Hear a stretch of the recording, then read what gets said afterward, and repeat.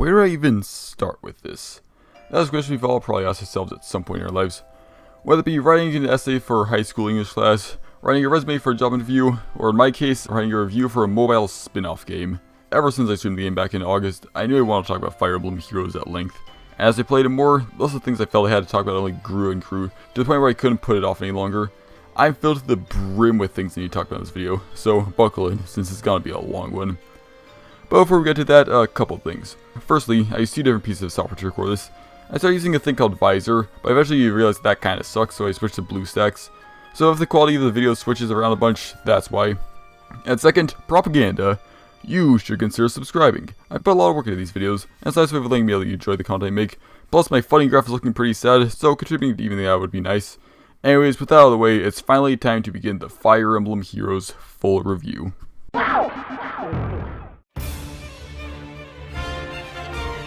On paper, Fire Emblem Heroes is exactly what I think it would be. A simplified, mobile Fire Emblem game.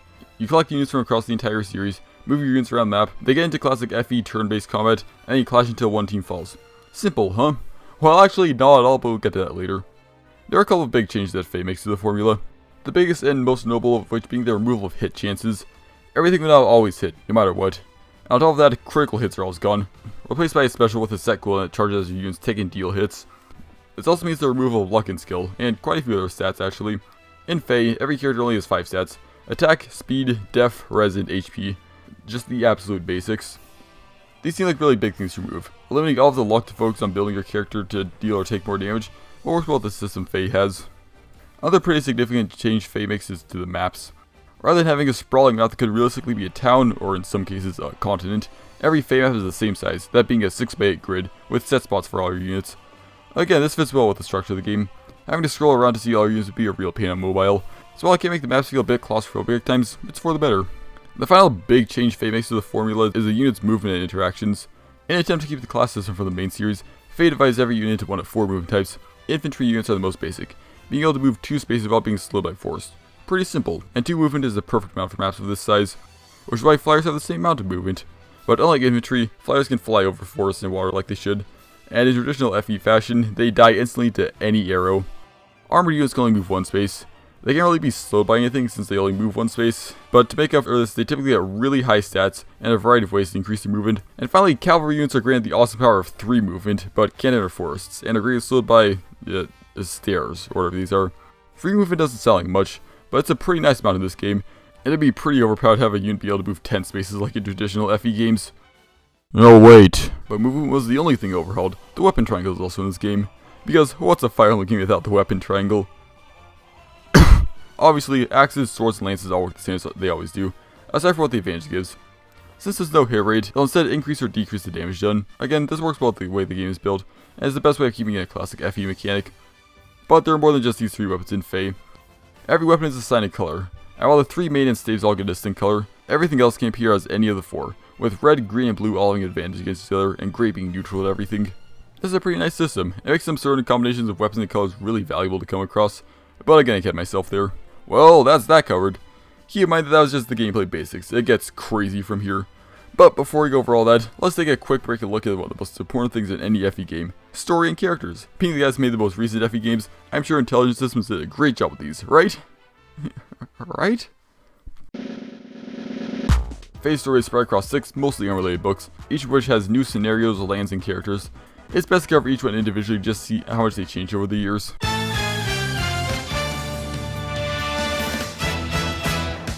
Calling book 1 a story is really stretching that definition.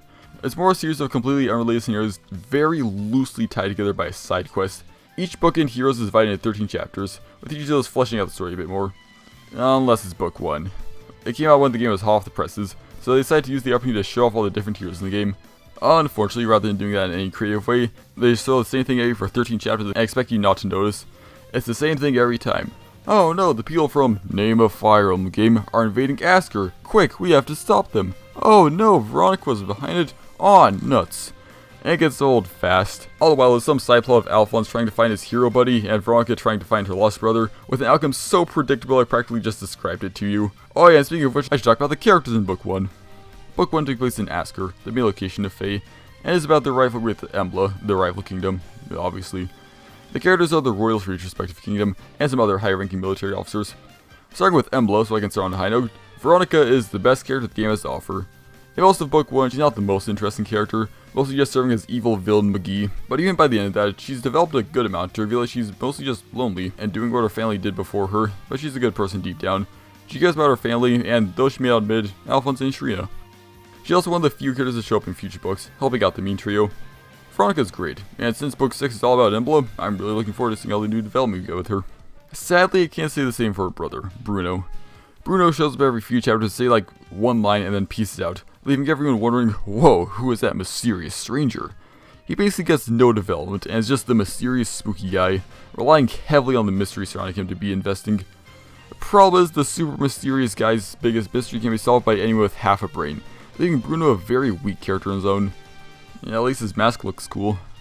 Loki was also introduced in this book as a strategist or something. Honestly, I really don't understand Loki. She's a shape-shifting trickster who's an enemy of the main trio, until she isn't. Loki switches sides and motivations so much that it's impossible to keep track of her or what she's actually trying to do. Much like Bruno, I understand what they are trying to do. Make her a rogue who will do whatever benefits them the most, but they just execute her so poorly and just makes her a very confusing character. This is not helped by the fact that she shows up in every book, and is sometimes helping you and sometimes fighting you with no explanation as of why. I would say she's one of the weakest characters in the game, but sadly I'd be wrong. Moving on to the other side, the story of all books follows the grand tales of Alphonse, Shrina, and Anna, collectively known as the Asker Trio. I'll start with Anna since she's the easiest to cover. Anna's pretty much the same as she is in the newer FE games, greedy and always looking for new ways to make some dough. She's the commander of the Order of Heroes, Asker's military, so she gets to tag along with the royals. However, after book 1 they kinda just forget about her. There are often series of chapters in later books where she just won't show up at all. If she does, it's almost never important. I'm not saying we necessarily need more Anna, it's just kinda weird. Shrina's a pretty simple but fun character. She's peppy and optimistic, and that's about it. Super simple, but hey, she's fun. And then we get to Alphonse. God, I love Alphonse, but absolutely not for the right reasons. So imagine, if you will, that you had a machine that created characters for you. Alphonse would be the factory settings. He is so incredibly boring, it's actually hilarious. He's just Mr. Main Lord, always willing to do the right thing for his people, and is serious all the time. And when they try to do anything significant with his character, it just completely fails, because he's just Alphonse. He's the most middle of the road, true neutral, perfectly nothing character to ever be created. And I love him for that. And hey, that's book 1. Horrible overall, mostly mediocre characters and an atrocious story. I know this part was long, and hell, I probably spent more time writing this than Intelligence Systems did writing book 1, and that's because they had to establish the big recurring characters. Next ones will be shorter, and hopefully there'll be a step up in the story. Oh yeah, Xander's also just kinda hanging around with Veronica. I don't know why he's there, he never contributes to anything. I guess he just wasn't needed, nor during their war.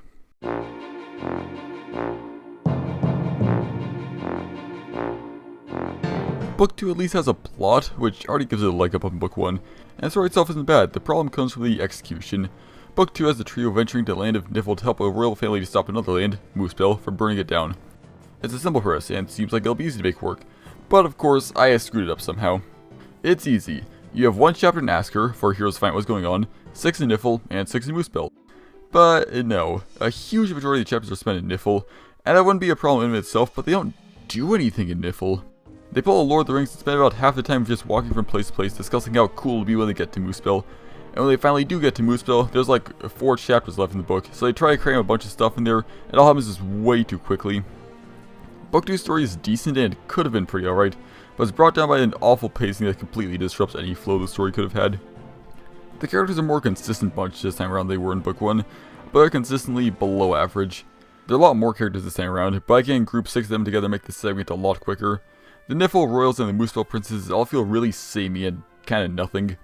They all want to help their kingdom, but don't really want to fight the other side, which is fine for one character, but the game just takes it too far. That being said, they aren't all identical. Some of them have traits to make them stand out. Harit is the best of the lot, being willing to take things into his own hand and going to kill Surtur, the king of Moosebell, before any of your team gets there, even if it means his own life. It's not all too much, but it shows that he is a far deeper character than most of the others.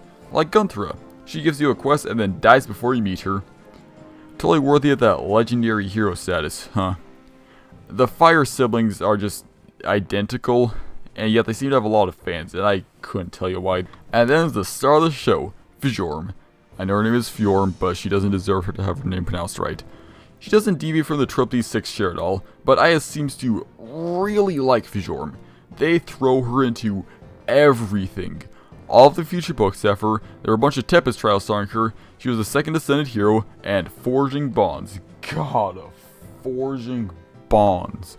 It's a fun little event to every new bunch of heroes to thrust into. We're going to see some more conversations with them. I get to see how they interact with characters from other games in the series. Or Fjorm. Recently, IS has felt the need for one character from every Forging Bonds to have their support solely with Fjorm. And it feels like such a cop-out. Fjorm is such a boring character that's basically just a character rambling about something that might be interesting, with her interjecting every now and then to say, "Oh wow, that's cool," or something. IS seems to think they've literally struck gold with Fjorm and made the best character ever with how much to use her, but she's average at best, and a harm to the game at worst. Oh yeah, there are also some other characters in Book 2. So is the King of Moosepell, and all he wants to do is burn everything. He's really one note, but I have some personal bias towards him I'll get to later. But then it's the best Book 2 has to offer, Hellbindy. He's a general in the army of Moosepell, and is tasked with guarding the youngest of the Niffle lot, Edelgard. In his conversations with her, he reveals that he really hates what he does, and that he really does it to protect his sister. As their bonds grow, Hellbindy gradually starts to like Edelgard more, and eventually gives in and lets her go. At the end of the book, Sir reveals to him that due to his failure of guarding Edelgard, he killed Hellbindy's sister. Hellbindy, now realizing that he has nothing to fight for, sacrifices himself for the group so they can defeat Sir once and for all. Now this is the depth I wish the other characters had. Is Hellbindy as complex as some of the characters from mainline FE? No. But I still think he's a fantastic character and represents that a character who appears in only one book can still be great. If only IS tried. While Book 2 is certainly a step up from Book 1, it's still not good. The plot meanders, it doesn't go anywhere, until they decide to go into overdrive, and nearly every character was forgettable and or useless. Hopefully things will improve from here. Yeah, again. Book 3 is an improvement over Book 2, and a pretty significant one at that. In this episode, Alphonse and friends learn that the dead are trying to invade Asker, since nobody can leave them alone, and decided death isn't important, and so they decided to kill the god of death. The story is actually sufficient this time. The scenario is decent, the pacing is at least reasonable, and the settings are pretty interesting. After they venture into the realm of the dead, the trio gets into another Asker where everyone is already dead. Parallel universes have already established to exist within Fae, so taking advantage of this fact to make this happen is actually really clever, at least in some great moments. Book 3 definitely has the best story so far. What's a good story without good characters? Well, I'll tell you what it is, it's Book 3. Book 3 takes things down and Peggy only has 6 new characters, and luckily they can all be paired up and analyzed like that. Starting with the deathly duo Ear and Hell. Ear is your companion for the quest and Hell's the antagonist. They both aren't great. Ear is the nervous girl. There's nothing special they can do with it. She's tasked with murdering a main man, Alphonse, but she can't do it because she's unattached to him, and also she can't tell him because she's too scared of what her mom will do. Speaking of, Ear actually does have some pretty interesting backstory with Hell, but it's based on such a boring character, which is a real shame. If they fleshed out Ear a bit more, she easily could have been one of the best characters in the game, but they just dropped the ball, which leaves her feeling a bit unfinished. Oh yeah, Hell's also there. She's just evil the villain like Surtur, but I have no bias towards her. The only not boring thing about her is her design, which is admittedly really sick. Ear and Hell are pretty whatever overall, but hey, at least they have one thing going for them, which is more than I can say about the next two. I find it difficult to put into words how much I hate Gustav and Henriette. The concept behind them is good enough, since Alphonse and Shreen are the prince and princess of Asker, who's the king and queen. But looking at them as characters, oh boy do they fall. It's really easy to tell how Alphonse ended up being the most boring character with these two as his parents. Gustav is the Fire Emblem dad. He's hard on his son gets all sad, and then his dad dies and is all like, "Oh, I just did to toughen you up. Watch over the kingdom and stuff while I'm dead." Yeah, I sure haven't seen that one before.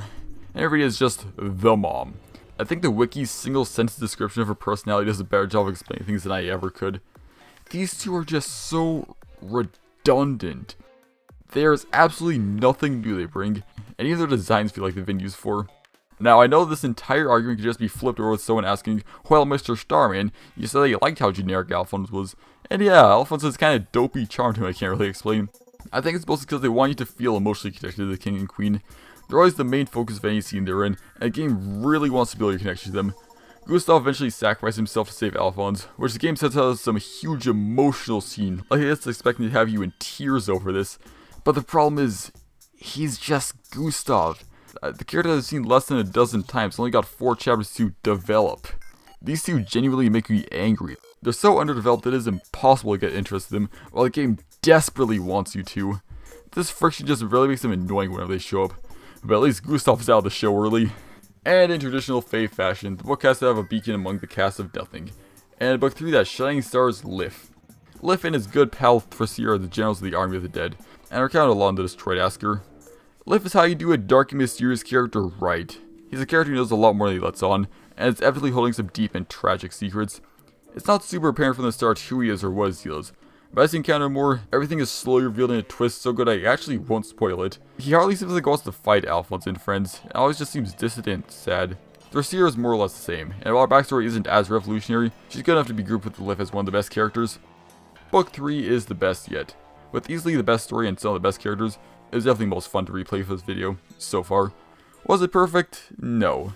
It spends too much time at the boring OCs and the really annoying OCs to be great, but it's good enough to be enjoyable, which is more like I could say for the other two. And hey, each book is getting better than the last. If this pattern continues, book 4 is bound to be even better, right? Have you ever had a dream that you want? Book 4 is nearly as bad as book 1. And that is not something I say lightly. Where to even start with this disaster of a story? The premise of this one sees our favorite trio venturing into the realm of dreams. How about Peony, a Lejofinheim from Lejofinheimer, and no, I'm not gonna learn how to pronounce that. In the course of a story, Alphonse and pals hop in and out of the realm of dreams to solve various problems. It can be a tad complicated to keep track of whether the characters were in the real world or Lejofinheimer land USA, but it's easy enough to keep everything straight. Until the end. Book 4's story starts slow, gets moderately interesting, and then just goes completely off the rails. In the last few chapters, it somehow jumps from being a quest to defeat a bunch of evil fairies in a place with another impronounceable name, to an Inception ripoff with dreams within dreams, a twist where two people are actually one person, but also kinda not, a lot of breaking of the rules previously established, and changing characters that come out of basically nowhere. And I'm only slightly exaggerating. The only positive book 4 has over book 1 is that it has a story. The plot itself is messy, confusing, and makes no goddamn sense. And it's such a step down from book 2 and 3 that it's actually impressive. Every character sucks. There's only 6 and I can clump them all together pretty easily. There are 2 realms in book 4, the Land of Dreams and the Land of Nightmares. Each of these has 1 ruler and 2 fairies, representing different dreams.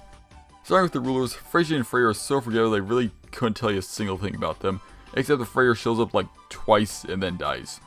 Yeah, he's not very good. The fairies are where things get interesting. The 4 of them hail from the 2 different realms and are each employed to give mortals a different kind of dreams, with the 4 of them representing good dreams, daydreams, nightmares, and wet dreams. Wait, what the fuck? All these 4 are mostly distinct characters, but they're all pretty bare bones. They each have like 1 personality trait, which can be summed up in a few words. Peony is optimistic, Mirabilis is sleepy all the time, Triandra, and Plumeria wants to stop horniness all around the world, yet dresses like that. None of the characters are downright terrible, they just don't stand out in any way. Well, that's not entirely true. Peony stands out for having the worst theme song to ever be composed.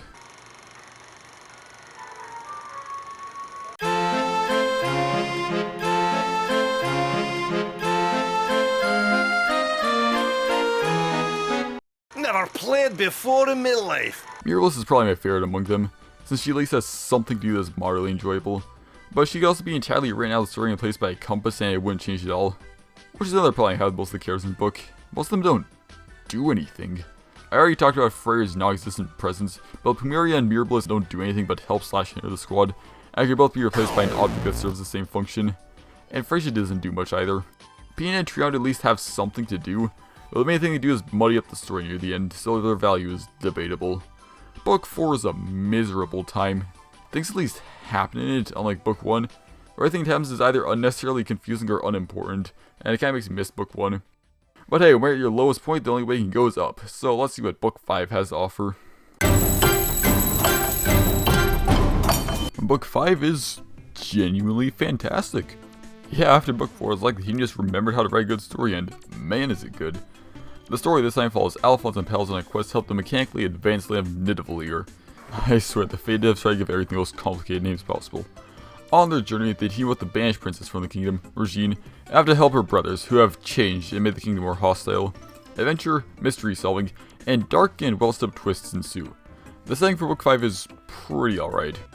It's not really one of the strongest aspects of the story, and introducing mechs to Fire Emblem, a series known for its swords and magic and whatnot, is a pretty questionable idea. But that's not the best part of Book 5. The best part is the characters. Seriously, there are far more good characters in Book 5 than every other one combined. Where do we even start with these guys? I guess start with the best characters with the worst designs, Fafnir and Oder. These two are Regine's brothers, and start the book has some pretty mediocre characters, but gradually Fafnir starts growing more distant and starts to suffer from headaches more frequently, and Oder starts to question his entire life. At least a series of grand twists that I don't want to spoil, they're legitimately great. But yeah, these two are great. Their relationship is great, their interactions with Eitri are great, fantastic characters overall. Oh yeah, speaking of, Eitri is like Loki but well done. She starts out seeming like she's there to help, but drops the act real fast, and slowly reveals her motivations and past actions throughout the course of the story.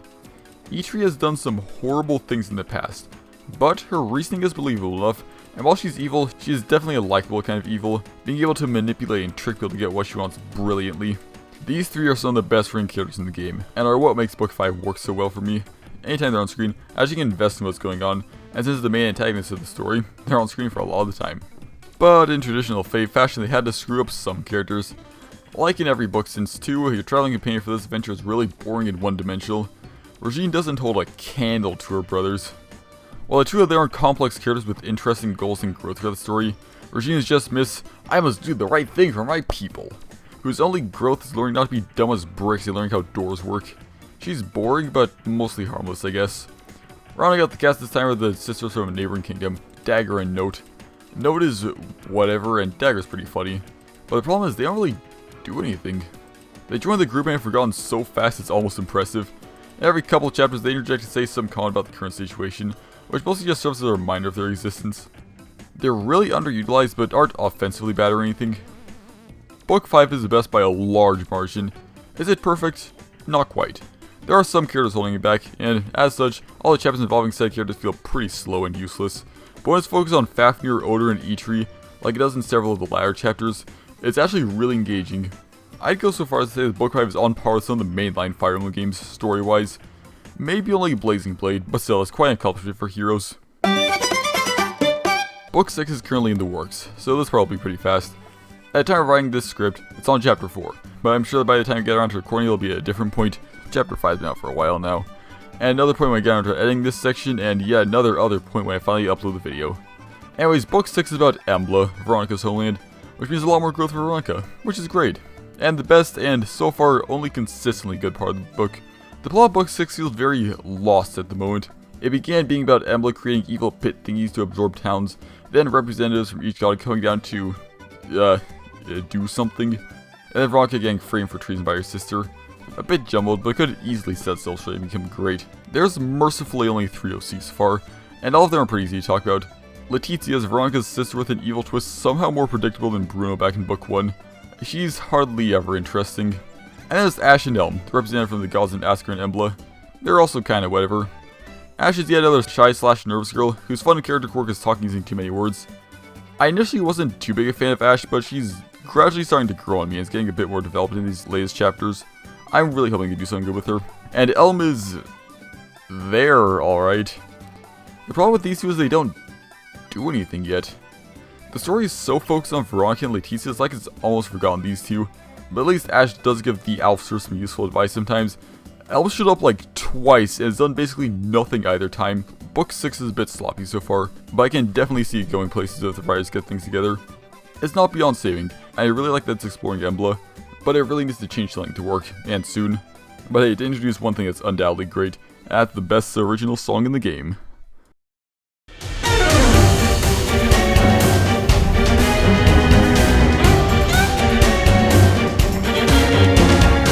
Now, there are a few OCs outside the story who I want to touch on briefly.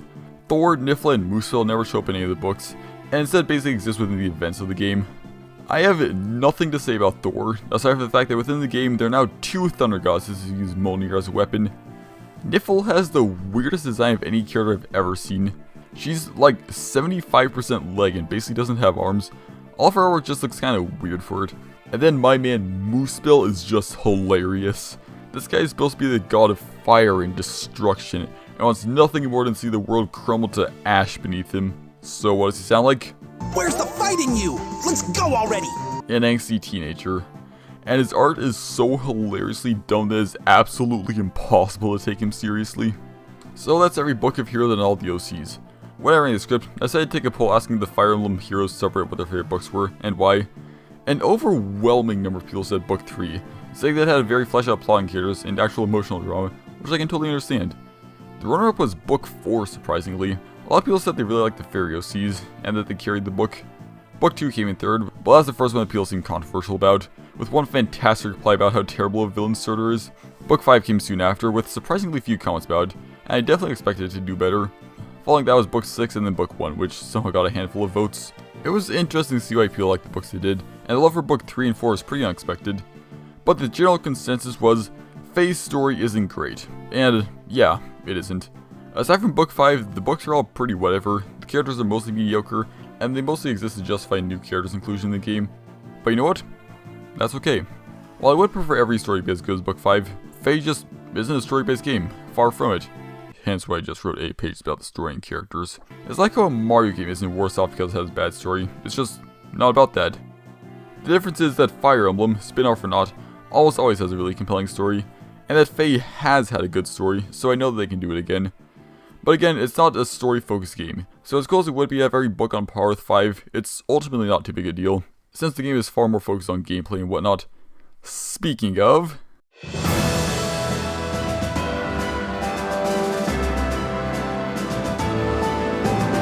Diving back into the increasingly complex gameplay of heroes, let's look at weapons. Along with every unit having movement time and color, they also have a weapon, which determines how much range they'll have and whether they calculate damage using def or res.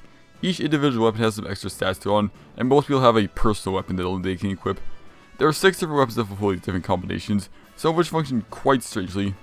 Swords, axes, and lances are all one-range defense calculating weapons, and are the most simple weapons. You hit the enemy with a sharp thing and they die. Most personal weapons are pretty simple too, though it's not to say there wasn't the occasional text wall. It's hard to make any team without using at least one of these. They're so versatile I can fill basically any role just because of how common they are. They're probably just as common and versatile as tomes. Tomes are the exact opposite of the main 3, being 2-range magic weapons, meaning they calculate damage with res. And also, unlike the main 3, tomes have absolutely no default use. Sometimes tomes are main damage, sometimes they're sports, sometimes they're some weird combination. They're so versatile it's impossible to pin down one primary use for tomes. And it also applies to their complexity. Sometimes tomes are just a really simple stat change in combat, other times, and since I don't know where else to talk about this, tome animations are also the best.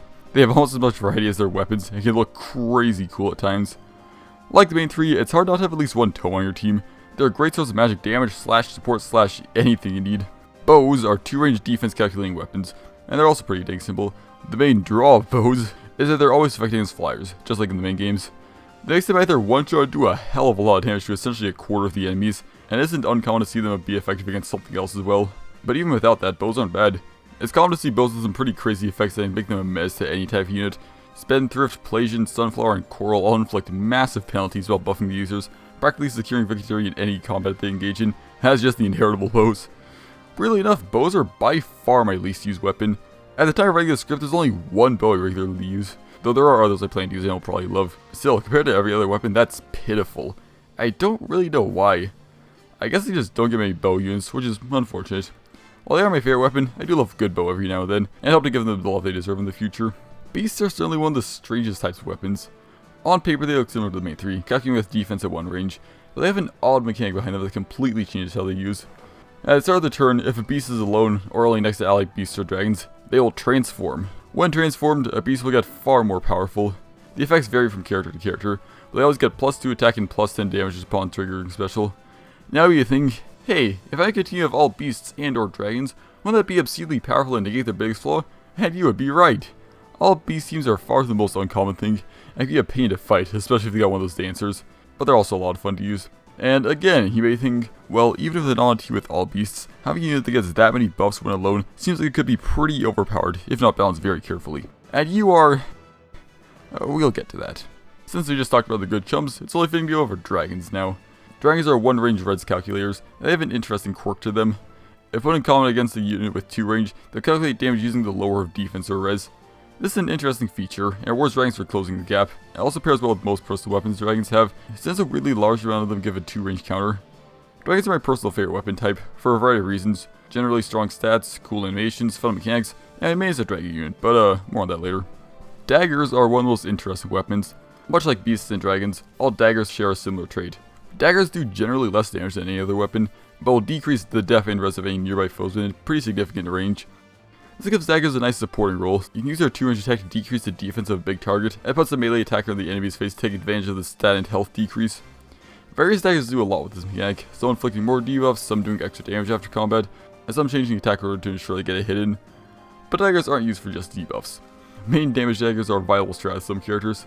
It's depending on what their personal weapon does, but a powerful dagger can be just as much of a threat as any other weapon, and they are not to be underestimated. Finishing things off is undoubtedly the most unique weapon. The primary weapons for red, green, and blue are swords, axes, and lances respectively. Now all those function identically. Grey got staves, which are unlike any other weapon in the game.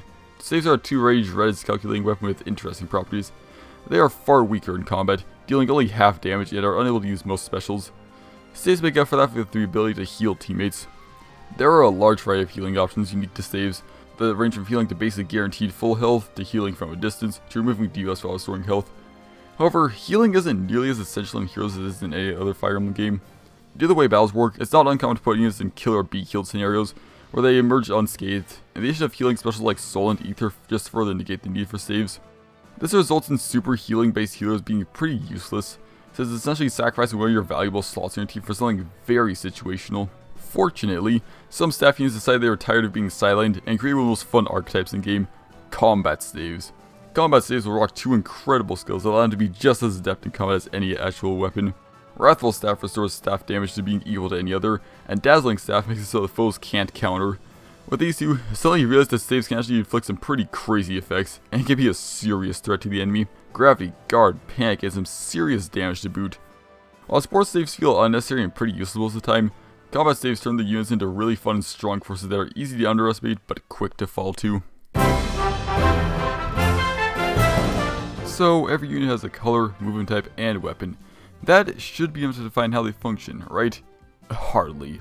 All that was just the tip of the iceberg. The real meat and potatoes comes from their skills. Every unit has 70 total. A weapon, which I just discussed in detail. An assist skill, such as a movement or a rally or healing if they're a staff.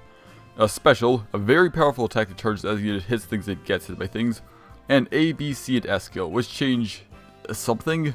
These slots are so incredibly versatile that it is absolutely impossible to pin it down to just one thing they generally do. Sometimes they give buffs in combat, sometimes they change the flow of combat, sometimes they give more mobility, sometimes they reduce damage, sometimes they affect your special, sometimes they let you take the blow of another unit. Like I said, impossible to categorize. S skills, or sacred seals, are a bit different though, since most of them are copies of different skills that you can equip on one unit each. They're fun, and allow you to double up on some skills, which can make for some pretty stupidly great strategies. Now, I do want to cover specials in detail briefly, since they're a big part of what makes the game work so well. As stated, specials are powerful attacks that charge up as the unit takes and deals blows. The sheer variety of these moves is absolutely crazy. There are a lot that will boost damage based on a stat, typically defense or res, but there's also some that restore a certain amount of health on hit. There's some that reduce the target's def or res by a certain percent, there's some that reduce damage taken, there's some that boost damage by a set and unchanging number, and there's even one that gives you a whole nother turn once you reduce its cooldown. Each of these has a different cooldown time, ranging from 1 to 5. There's so much strategy that comes from these things. If someone's not too special focused, you can just give them a standard 3 cooldown thing. If someone sees combat a lot, you could give them a 2 cooldown special to maximize damage, or give them a longer charging one since they'll have more opportunity to use it. Or you could give them some skills together to charge it much faster. But even then, you could use that to make it easier for them to get a more powerful one, or have them have permanent uptime on a shorter one. The sheer amount of options you have with specials is crazy. You can mess around with them for eons and still have new things to find with them. Going back to the bigger picture, all the different skills the characters learn are what makes them unique. Every character has a slightly different set of skills, which makes every character stand out at least a little bit. One of my favorite things is when a character focuses on a specific part of their kit, like one single skill. While most characters are generalists who just work well on their own, there are a bunch of characters who, for example, try their special up to maximize damage output or minimize damage taken. Or some characters with unique buffs on their weapon, and a kit around utilizing that. Some characters have a lighter skill that they build their kit around utilizing. Hell, there's some units that even build their kit around an assist, like an Net. Units that do this are always interesting, and while they aren't the most common, they're a lot of fun whenever you do use one. Unfortunately, skills are also where the game goes from a simple Fire Emblem spin-off to ludicrously confusing. So many skills provide buffs or debuffs in battle, in an attempt to help your unit prevail. And while a bunch of them are pretty simple, there are some really hard to understand skills. The biggest and most common culprit of this is Spurn, everything that functions like it.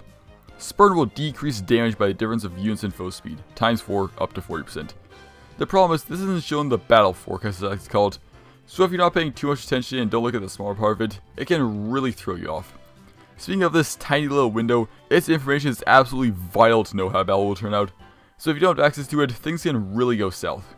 In most Fire Emblem games, if you know how much damage an enemy will do but you can't attack them, you just do the math. Attack minus def or res, and check for speed.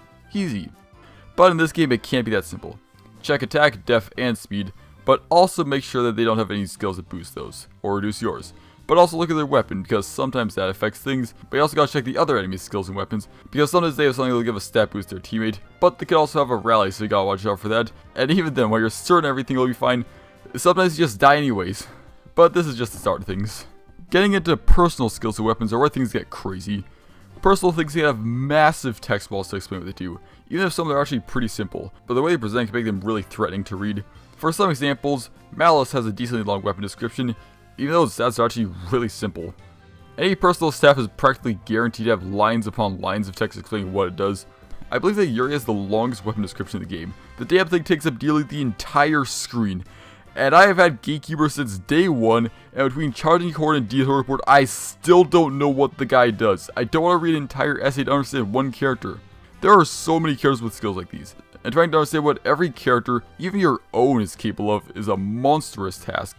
But once you do learn everything that a unit does, you can build around that to best utilize their strengths, which is really fun. And where do you use these great units? Well, in the various... Like everything else I've talked about so far, there's a lot of variety in how you play Fae, spread across different game modes. Now, I'm not going to talk about all of them. I don't think it really need to do an in-depth analysis of resonant battles, the mode literally not a single person on the planet cares about, but I will cover some important ones. In a standard Heroes game, you make a team of 4 and go up against a team of 4, give or take 1. This is the standard and is using story maps, training tower, and the true neutral of Fae modes, Arena. Arena is simply you fighting some other player's team, a simple 4v4 battle to see how well your team can play offense. Once you get into how score in Arena is calculated, it starts to get super complicated. But if you're like me and just ignore that, it's just 3 fun battles a day to level up a team. But it's not the best way to level up teams. That'd be Forging Bonds, the best game mode. Forging Bonds is a standard 4v4-ish game mode, with a couple of small differences. Firstly, you always get double XP and SP, making it great for leveling up. And second, and more importantly, as you do Forging Bonds, you'll learn friendship for the newest heroes. If you get enough of that, you get to see sports of the characters, where they interact with people from outside their home game. These are great, since it takes advantage of the main selling point of heroes, a grand crossover for the Fire Emblem series. Seeing characters with similar traits talking about said traits is always fun to watch, though sometimes the supports are a bit iffy. Sometimes Intelligence Systems has the genius idea of having people interact with characters from their own games, or even themselves. These can work, but only if executed really well. Like if the two characters never meet, or are so different in their two appearances that conversation between them would be interesting, because if not, it's just super repetitive. Like, Ascended Idol support conversations just the ending of Binding Blade, and other times some poor character gets stuck talking to Fjorm with their support, which 9 out of 10 times is incredibly boring. But hey, even the worst supports have some nice moves with the characters, so the good certainly outweighs the bad here. Another mode that's pretty similar to the basic formula is Hall of Forms. In this mode, you're given a team of 4, who all start at level 10 with basic weapon. Over the course of 2 weeks or so, you'll fight the way through the hall and level up your team. But there's a catch. After every battle, one you will get the ability to learn a skill in any slot from a small selection the game gives you. It's a great way to try some of the rarer skills, and build some incredibly powerful units. If you have a form of soul once you're done with the event, you can even take one of your units and permanently add them to your barracks with all the bells and whistles, even a shiny blue star rarity. I have one form of my own, and she's a lot of fun to use because I built it in a really fun way. And yeah, of course it's Summer Camilla. There are a couple of ways where you fight across multiple maps using multiple teams, namely Arena Assault and Tempest Trials. Both of these are really fun and require you to have more than one good team at your disposal, but they don't require much discussion. In fact, most of the remaining modes don't. Nearly all of them are just slight variants of the formula that are simply good and fun, like Hero's Journey, or something you just don't have much to say about, like Pawns of Loki. But there are 2 games that revolutionized the formula that I gotta talk about. The first of those being...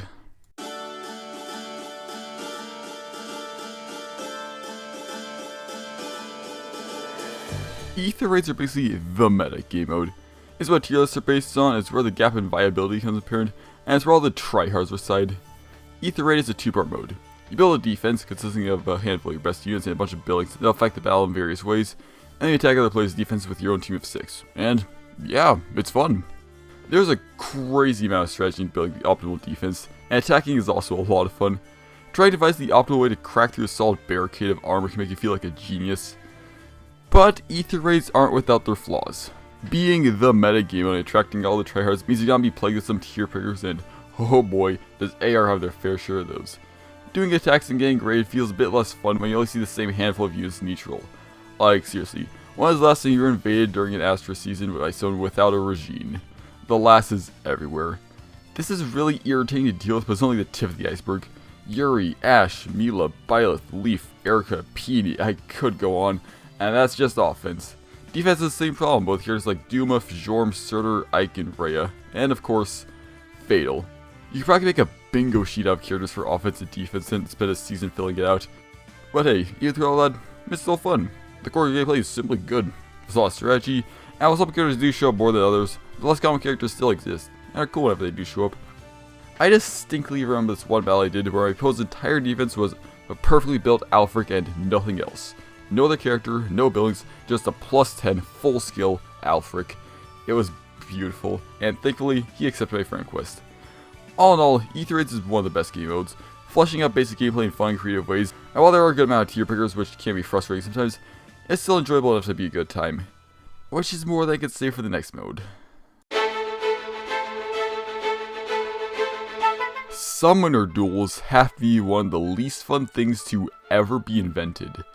Summoner duels are real-time PvP mode, where you get a team of 5, select one special skill, and engage in battle on a largely normal map.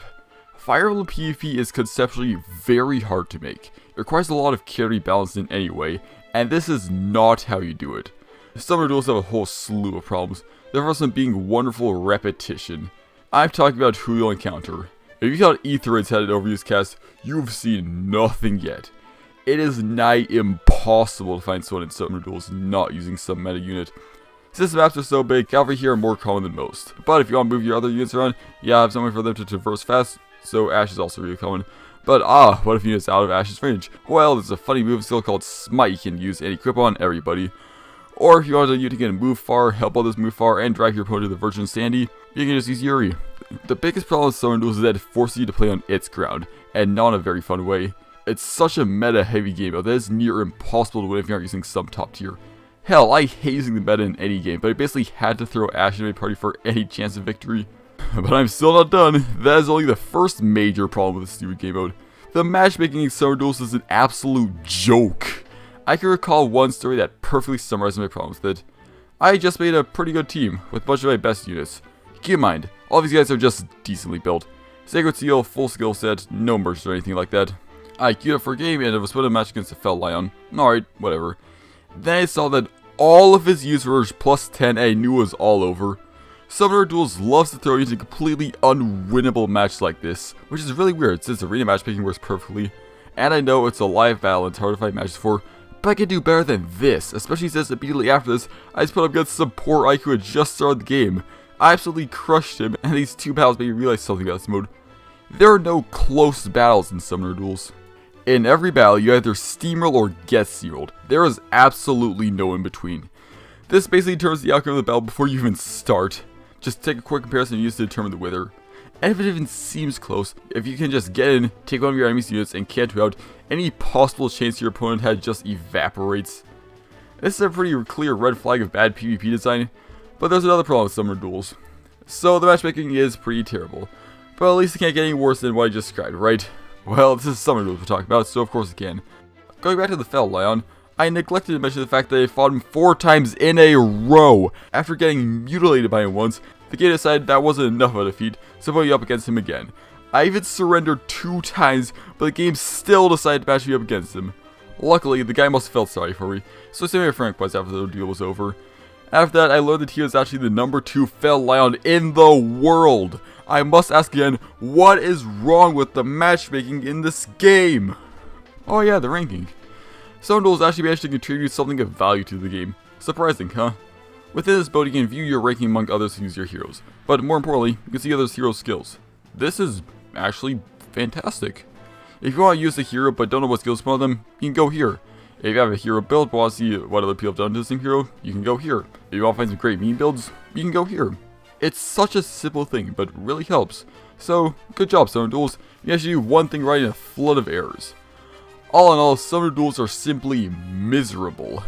The way it forces you into the meta, puts you into battles you have no chance of winning, and turns the winner almost immediately just come together to make a mode that I avoid as much as possible. The worst part is I can't even call it the worst game mode, since it's at least slightly better than the mode where you press 3 buttons once every 20 hours. Anyways, that's enough discussion of game modes. Time to talk about the characters within game modes. And not the skills this time, the characters themselves. And they're weird.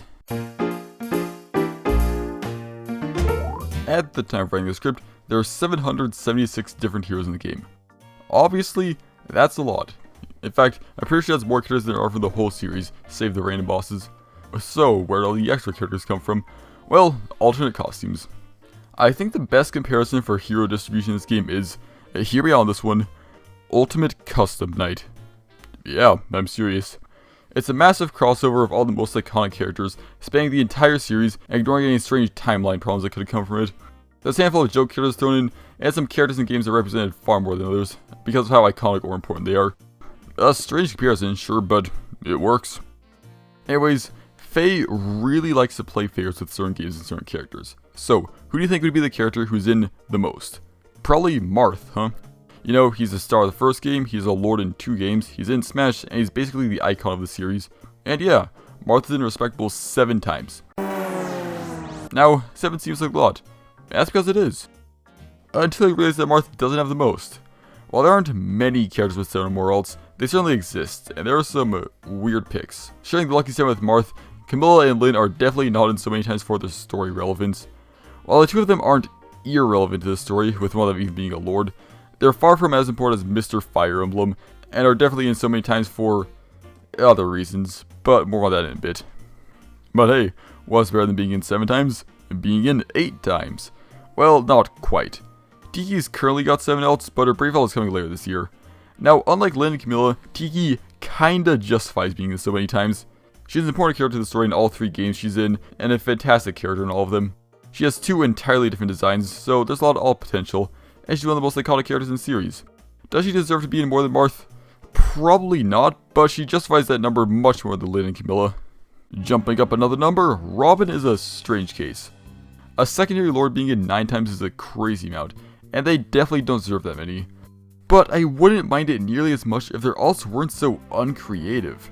You've got default male and female, a seasonal alt for both, a fallen alt for both, a seasonal fallen alt for both, which are themed around the same holiday, and another seasonal for female. Do you see the repetition here? I don't know why you feel like mirroring all of Robin's alts, but it seriously feels like wasted potential for the character. I am almost positive that by the time this video comes out, there will be a 10th Robin, a seasonal male, maybe spring or wedding, because they can't leave that other one hanging there. But if you want to talk about reused alts, you ain't seen nothing yet. Apparently Corn is so cool that she gets to skip over 10 alts and go straight to 11. Now, I love Corn, and I'm one of very few people who can say that. But even I will happily admit that enough is enough, and this is far past that. She has 6 alts for her female half and 5 for that idiot. And much like Robin, the creative juices were not flowing very well when IS was coming with these. Both default, both fallen, both ninja, both dreamy, 1 seasonal each, and a legendary that is a legitimately great Fates reference. Seriously, this is both excessive and repetitive as hell.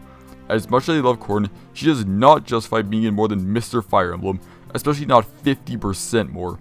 You could legitimately cut out half of her alts and still have a perfect amount for the star of 1 game. But considering Fate's reputation, even that could be a few too many. Now, if only there were a perfect 5 alts to cut out. But it ain't just certain characters. Looking at what games Faye pulls characters from shows a clear bias towards certain games. Well, let's just look at a couple of them for reference. Mystery of the Emblem, the Marth game, has a lot of characters in it. Is it missing a couple of fantastic picks? Sure. I'm still waiting for my man Jake to get in. But it's a good bunch overall, with about 60% inclusion. Moving backwards, Binding Blade, the Roy game, is really lacking. It's missing a bit under half its roster, and it's missing some pretty important characters, like a couple of units get at the very start of the game. But hey, it's still better than Thracia 776. Heroes just seems to really hate representing Thracia in anything. General character inclusion, legendary heroes, resplendent heroes, even seasonals, it always gets the short end of the stick. And even if it is Japanese only, and stupidly difficult, and sold horribly, it deserves more than this. And on the flip side of things, Faye loves the modern games. You can't swing a cat and ask her without hitting a rep from Awakening, Three Houses, or Fates, and the comparisons show us. Fates has nearly all of its first gen units in already, and Three Houses looks nearly complete. But expand the comparison a bit, and you'll see that a surprising amount of the cast members are just weird seasonals. The same can't be said for Awakening though. Looking at the roster, it seems like it could all be finished in one banner. But open that comparison a bit, and yeah, it could. And yeah, it's the game that saved the series and all, but just look at this. Overall, the distribution of characters is really whack. The game clearly favors the modern games, and certain characters from those games, giving them far more else than justified while shafting other characters who really could use more. It also seems to really favor females, and there is a good reason for that, which is their...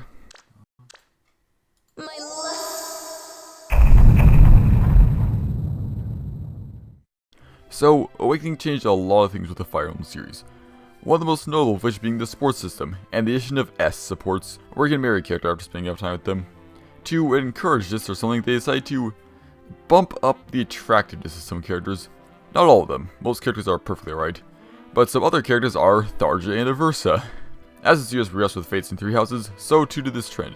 Camilla, Charlotte, Kadro, Manuela, Dorothea, Happy, I could go on. And this is the era when Heroes came out, so it got more than a healthy dose of this. IS knows that the primary audience for Fire Emblem is teenage to 20-something-year-old horny gents, and it takes full advantage of this. Faye takes any opportunity it can to show off some of this new character design, hence why there are so many Lins and Camillas.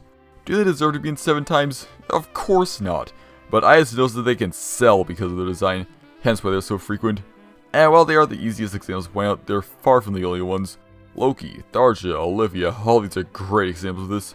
And hey, if you're that single female on the planet who plays Fire Emblem, or more likely a homosexual male, the game's got you covered too. Bruno, Raphael, Balthus, Seth, and probably some other houses guys will take any opportunity they can to show off their abs. Okay, so they like to put in characters who appeal to the horny. That's not inherently bad, right? Well, no. But it starts to get questionable once they start to change character designs for it. IS will legitimately go back to one of their older games, before this was prevalent, and buff a character, probably get them to sell more. This is a pretty strange method of doing things.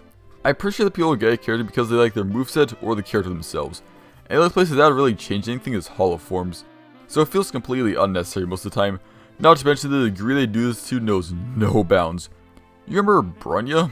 Of course you don't. She was a whatever boss with moderate story relevance back in Binding Blade. Anyways, this is her in Heroes. Try and spot the difference. So that was pretty bad, but it's still better than what they did to Kajiro. At least with Bronya they only changed her once. Kajiro's in 3 times plus her Resplendent, and in every appearance her proportions get more out of whack. They aren't even trying to hide it anymore. Hell, sometimes basic logic will get undermined for the sake of character design. Most of the summer outfits have characters wearing skimpy clothing, of course, but typically have milling def or res, since they aren't wearing much to defend themselves. But then we get to Winter Tharja. Normal girl Tharja probably has the least clothing of anyone in the game, which is quite an accomplishment. So firstly, why in the world is she wearing a bikini in winter? I mean, aside from the obvious. This is supposedly the Tharja's trying to act all normal for Robin, which is a great idea for an alt. But I'm fairly certain normal people wear clothes in winter. And that's not even the worst of it. Look at her stats. You see that she has really high def and res, because this Tharja is considered an armored unit. What the hell is wrong with this game? I don't really have any grand point in trying to make this section, I just felt I need to mention it in a full review. Who knows, maybe it does help IS earn money. Maybe some people really do this someone on banner because Big Boob a funny character. Say, speaking of which, it's finally time to talk about...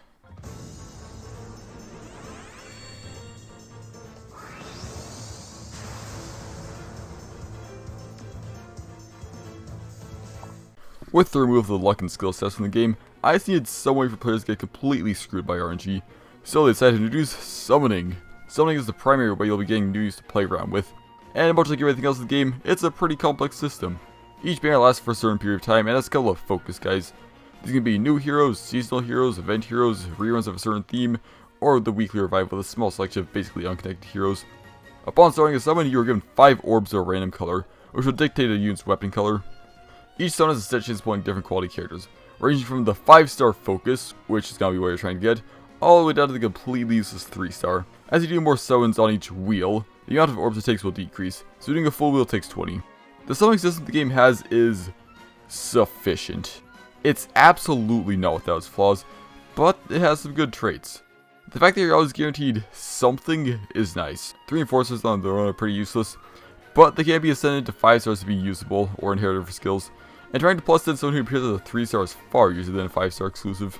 On that subject, the biggest problem I have with summoning is how difficult it can be to get someone you want. Every 5 summons, or 1 wheel, the chance will go up by 0.5%, but it can still be really difficult. You have to have the color you want to the wheel, or else risk percenting your chance of getting someone you don't want, and you have to roll the minimal percent for a 5 star focus, and then if it's a banner with multiple people of the same color, you gotta pray you roll at probably 1 in 2 chance to get the guy you want, and not some other clown of the same color. It's an arduous task. Sometimes you can get lucky and just end up with someone you want first try, and other times you can spend hundreds upon hundreds of orbs for nothing. I remember this one time in particular. One of my mates was trying to get Pirate Nasala, and ended up going to an 11.0% chance from the 6th the banner started at. That's 50 summons of nothing up to that point, and a lot of orbs down the drain. Speaking of, let's discuss these Spheres of Doom. Orbs are the most valuable item in FEH. They're what you use to do summons. Luckily, orbs are pretty easy to obtain. There's a set but extremely large number you can get from story and paralogs, but events are where you're going to be getting most of your orbs. Events give you an absurd amount of orbs for minimal effort, Tempest Trials especially, and you can easily build up quite the stockpile from doing a couple of these. However, you can just as easily lose that stockpile in a flash. Summoning takes a lot of orbs, especially if you're trying to plus 10 somebody. Once you do 40 summons on a certain banner, you can pick out a character of your choice to take home, sort of as a compensation reward. So, let's say you're trying to do that. Taking the free summon into account, and imagine you're doing full builds all the time, that'd be 155 orbs spent, and this is the best case scenario. If you want only certain colored characters, let's be really generous and say you get 2 on every wheel. You're still looking at 175 orbs spent, and this is still a really generous scenario. What's my point with this? I don't know. It'd be wrong to talk about the game without mentioning the fine art of summoning. I think a small summoning rework wouldn't be the worst thing ever. Maybe remove a color that doesn't have any focus on a banner from wheels on that banner, since you already know it's gonna be a waste. And maybe add some more helpful ways to tell us what you can get from each summon, like setting the weapon along with their color, though that could be a bit OP, with how little of some weapon color combos there are right now, like colorless tomes or colored daggers. Still, a small something to make the process easier and less grindy would be greatly appreciated. On an unrelated note, I gotta take a break from summons to discuss the abominations that are...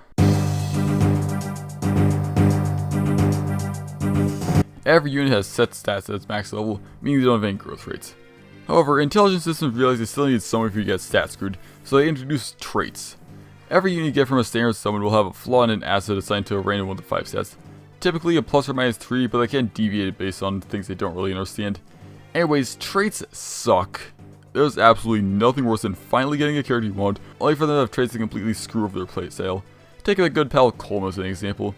He's a thief, so he's got a lot of speed, good attack, but not much def or res. So what traits did he have with? Plus def, minus speed. Anytime you get something you've been anxiously trying to get, you gotta check the traits to make sure they're actually gonna be as good as they're advertised to be. Because you could end up with someone who's statistically worse because he failed a dice roll. Sure, it's only a difference of 3 points in 2 categories, but that can make a lot of difference. A unit will double if their speed is 5 points higher than your opponent's, so 3 extra points can make a huge difference there. Fortunately, traits can also work in your favor sometimes. For example, Happy's in with crazy high attack but low speed and defense to compensate. So what traits do they get? Plus attack, minus speed. They can help you, sure, but the fact that you have to get lucky to use a unit to their full potential or risk having them be lopsided is just horrible. Aw geez, Starman, if you don't like your unit's traits, why don't you just change them? Good idea, I'd love to do that. But there's a problem. You can change your unit's traits with these things called trait fruits, but the game is way too stingy about them. You can get about 10, maybe 15 a week from doing arena and stuff, but I can't deviate that number a fair amount, typically dipping lower. So how many does it take to change traits? 100. 100 of these things per unit. I've been playing this game nearly every day since I downloaded back in August. I've only managed to get enough to change the stats of 3 units. Traits may be strong assets, but this is just ludicrous. FEH really needs to do something about it. Either by giving you out in large clumps or by severely cutting down the cost of changing traits. Even 50 seems pretty excessive with how annoyingly uncommon these things are. I recommend 30, give or take 5. But there are other ways to affect units' traits, the first of which being Ascended Florets. The game recently introduced these guys called Ascended Heroes. Every time you summon one, you get this funny little flower called an Ascended Floret. You can use one of these on a unit to give them a single trait with no downside. You can even use it on a flaw here test to completely remove it, and still get the asset from it. Ascended floors are legitimately one of the best additions to the game of late. Getting a second asset for a character you like is fantastic, and getting them from simply summoning an ascended character is brilliant. It gives you more incentive to get the character, and even if you don't want to use them, you still get the floor out of it, so you'll still be happy. Merging a character will also remove their flaw. Seems simple enough, but that's going to be pretty hard to do if it's a character that's hard to get. If you manage to score 2 of them though, you can't remove a flaw, but any chance to end up with a lousy asset. Traits are one of my least favorite parts of the game. While it's nice to get someone who has an extra boost in something they already excel at, the risk of getting something whatever or horrible is just too high for them to be a good part of the game. I wouldn't mind them nearly as much if they were easier to change. If trait fruits were more generous or less costly, getting bad traits would be a minor inconvenience rather than possibly jamming up how a character works. But in their current state, it's always best to save them for fixing the asset of a plus 10. Anyways, enough negativity. It's time to go back to summoning, but not just any rambling. Oh no. It's time for...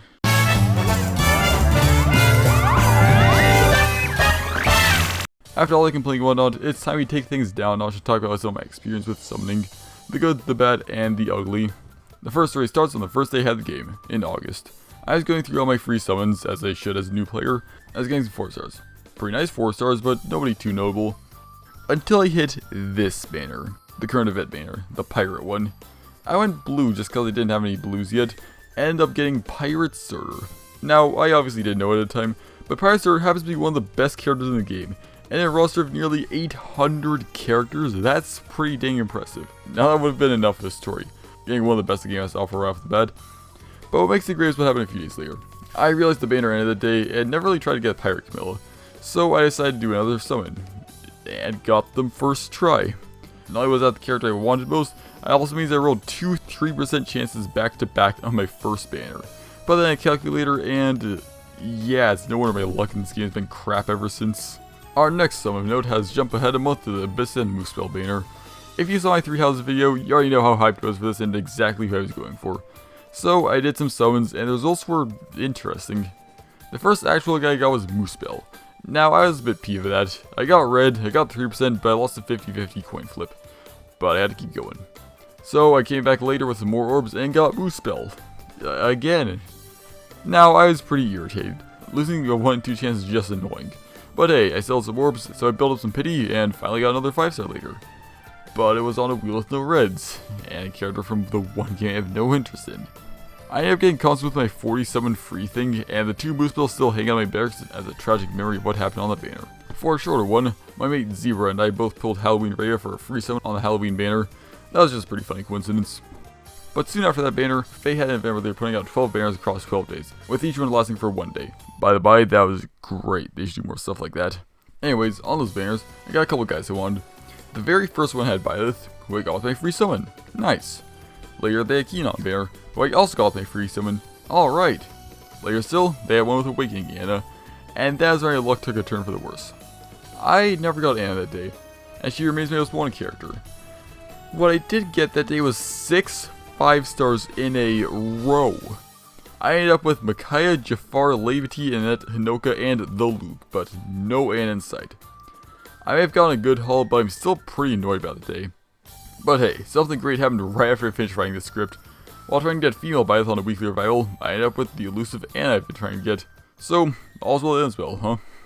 Legendary hero banners typically have some pretty good characters, and increased chance to get said heroes.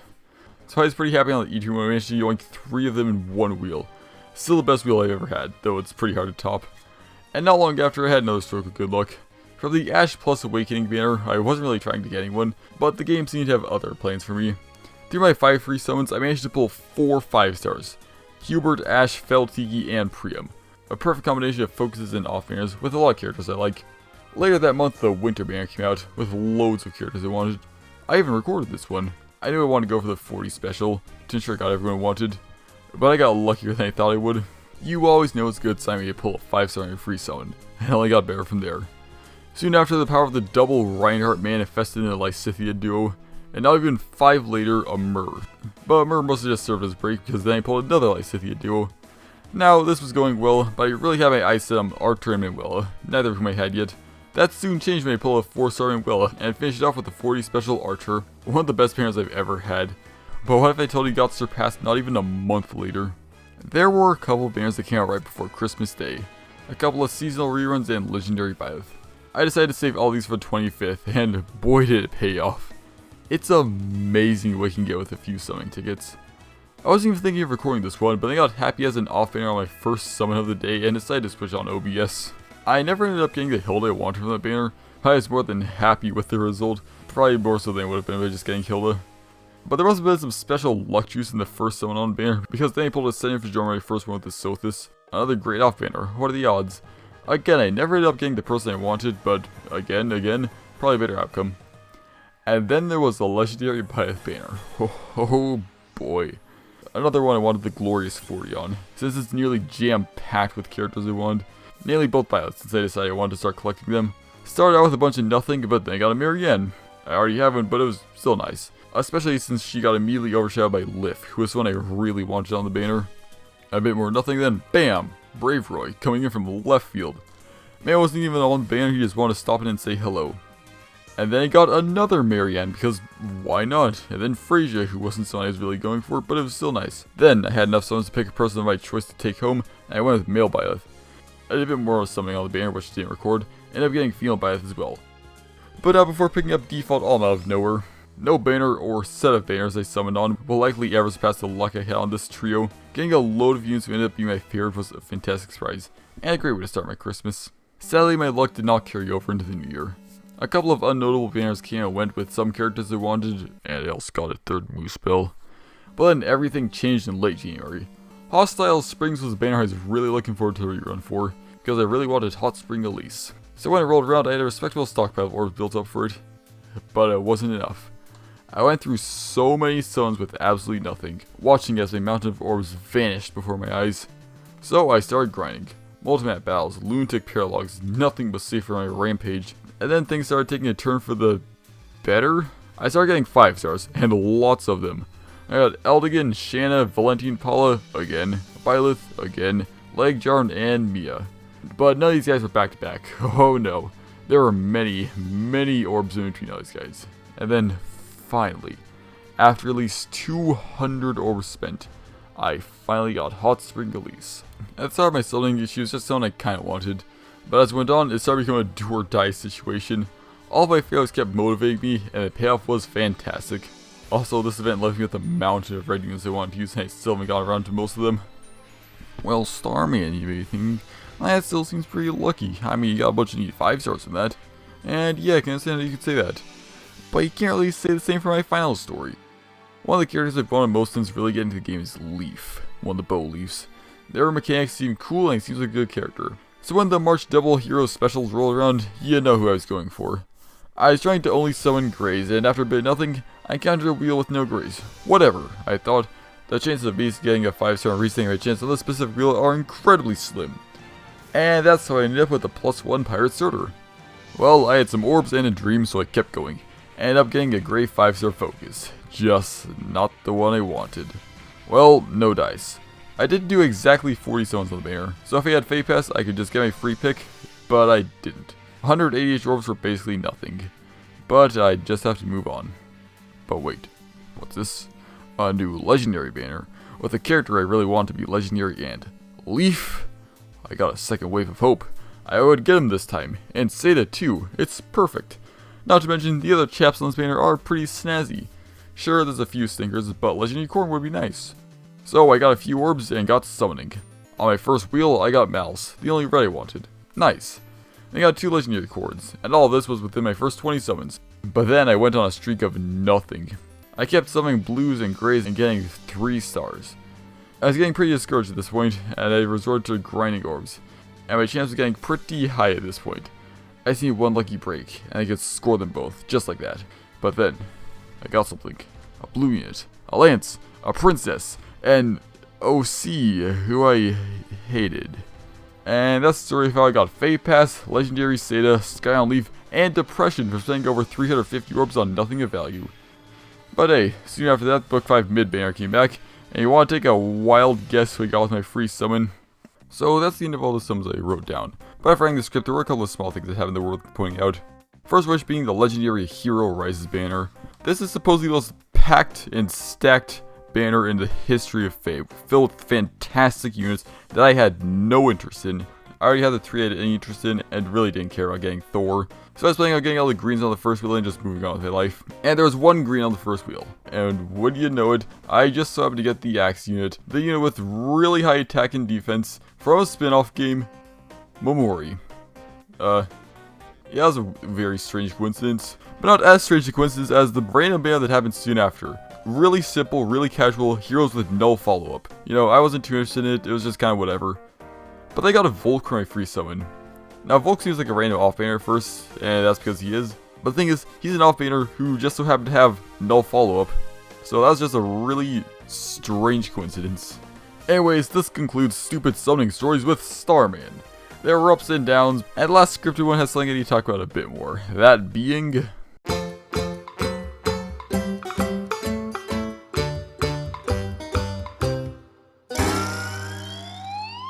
With Fate being free to play, and orbs being so obscenely overpriced that anyone with a quarter of a brain cell wouldn't buy them, IS needed some way to fill their pockets. So they decided to create FEH Pass. FEH Pass is a monthly subscription thing that grants the buyer a wide variety of small effects.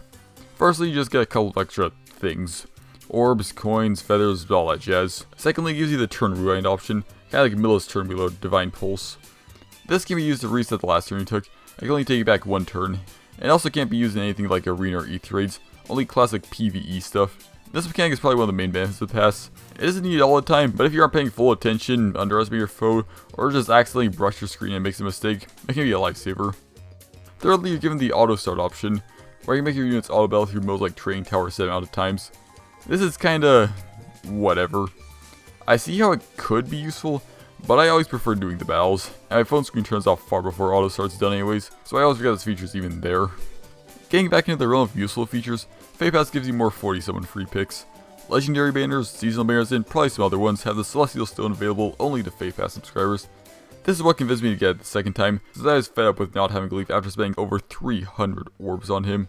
This feature is useful if you're in a situation like this, and otherwise can be a nice failsafe if you really want someone, but get completely screwed whilst summoning. And finally, the main reason you get the pass in my opinion, Resplendent heroes. Resplendents are new costumes for older heroes that give +2 to every stat. These things are absolutely fantastic. Not because of the +2 on every stat, that's just moderately nice, but because of the costumes themselves. Every character gets new voice lines, new animations, and new art, and all of it is really good, most of the time. And the characters who get Resplendents will don the attire of one of the kingdoms and heroes, i.e. Asker, Moosepel, Lejofinheimer, etc. And we'll get new voice lines for everything. Crit quotes, defeat quotes, stats quotes, all of them are brand new. Resplendents come out on the 9th and 24th of every month, meaning you can pick up 3 of them with a single FEH Pass subscription. Though some of the choices for Resplendents are pretty strange. The distribution of games is unlike any other distribution, heavily favoring mystery and blazing, and the character choices are just ridiculous. Take Fates for example. They decided to give Resplendents to Ryoma, Takumi, and Azura, all of whom make perfect sense. And then Kazuro and Niles. I can't understand Kazuro because funny milk truck person, but Niles? Huh? Awakening is also pretty weirdly distributed, getting the 3 Lords, Cordelia, and Noe. Very strange picks, but the Resplendent Noe is what made it get FEH Pass in the first place, so I guess it worked. But more on that later. So, that's what FEH Pass has to offer. But is it worth 10 hard-earned dollars? My verdict is, it depends on the Resplendents.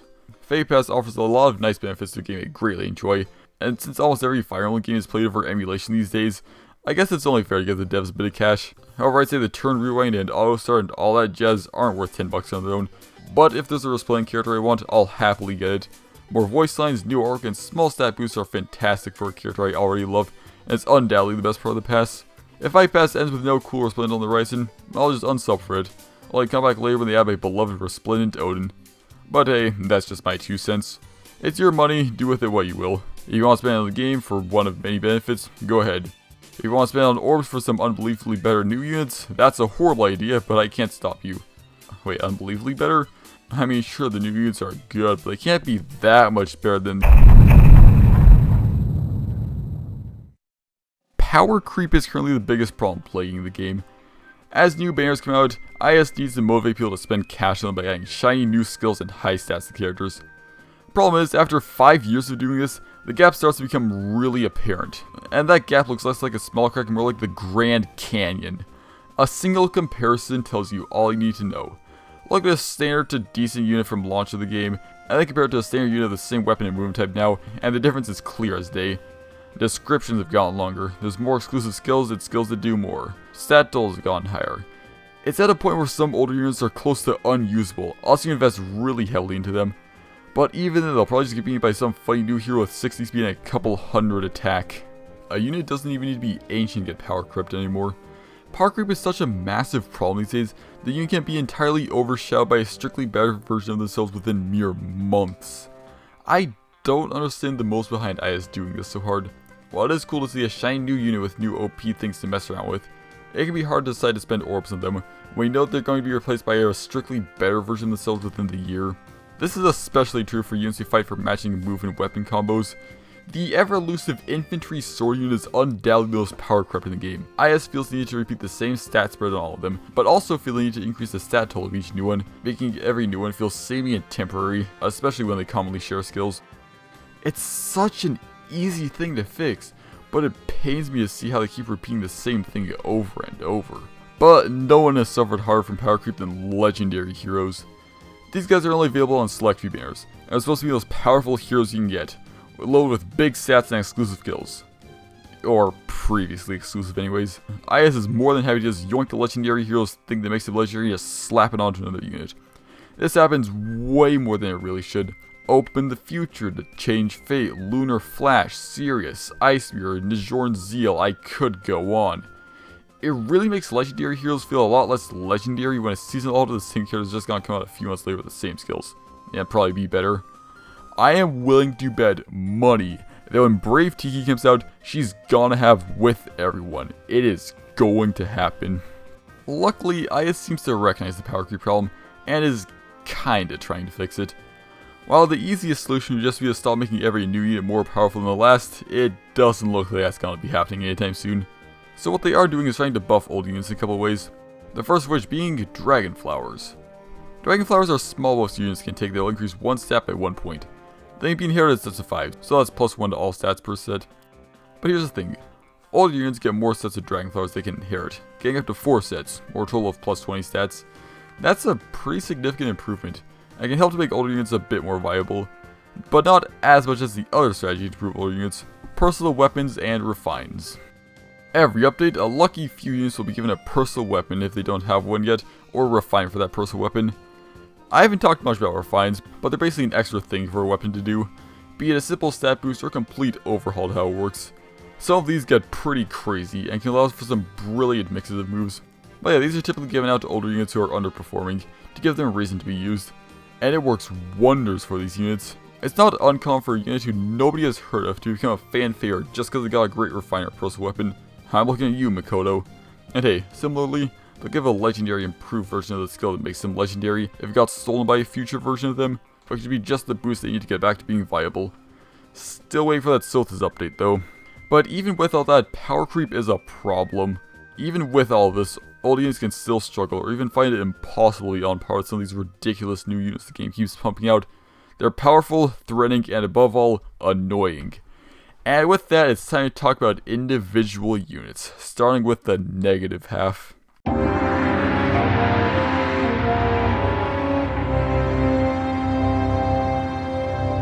In this section, I'm going to rant about units that I hate fighting for various reasons, and explain why I hate them. Beginning with minor irritations, and working my way up to rage inducers. Let's begin. So, imagine a unit on whom damage is a foreign concept. Really high def, really high res, decently high HP, and a load of attack. He's got weapons and skills that further enhance his defense and attack, and can always make a follow-up, countering his low speed pretty well. Sounds like a pretty nice armor unit, huh? Yeah, now imagine he's on a horse. Duels, Obsidian, can really throw a wrench into my team comp and be a big thorn in my sides. It's not uncommon for me to bring someone with armor effectiveness to deal with tanks, but cavalry is another story. It's not impossible for me to take down Duels, Obsidian, but if my team has weak magic and no cavalry effectiveness, I'm as good as done against the guy. Hence why he's on here, but not further up. Hey, speaking of effectiveness, you wonder why there's basically no units effective against tomes? Well, it's because nearly every team has a tome, so once effective against all of them would cover too much ground, right Guinevere? Guinevere has the only tome effective weapon in the game, and an astronomical amount of res to boot. Any magic foe doesn't stand a chance against her.